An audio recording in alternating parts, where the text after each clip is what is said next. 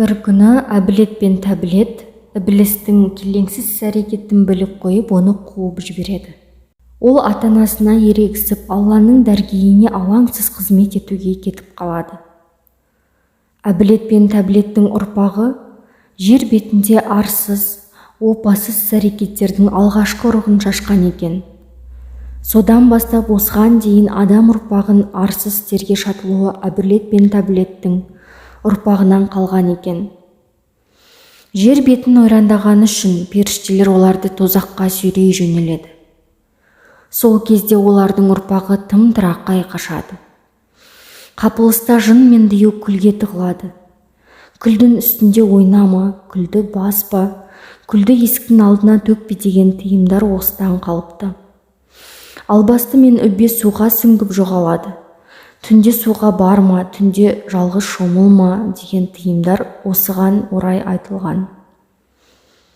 Құлан мен түлен бұталардың арасына сіңіп ғайып болады.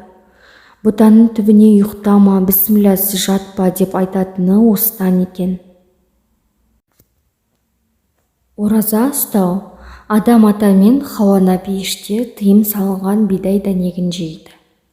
Бұған дейін қалдық шықпайтын жұмақтың ең асыл тағамдарын таңдап жейтін еді.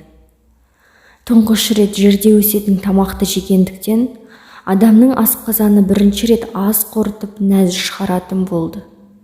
Онда пейіштің бұлғанатыны анық еді. Сол кезде ұлы Алла қаһарына мініп, адам ата мен Хауа ананы жәннаттық мәртебесінен айырады. Алланың әмірімен олар пейіштен қуылып жерге түседі. Жеп қойған бидайдың қалдығы адамның асқазанында 30 күн қорытылмай жатып қалады. Одан түгел тазару үшін Алла оларға 30 күн ораза ұстауға әмір беріпті.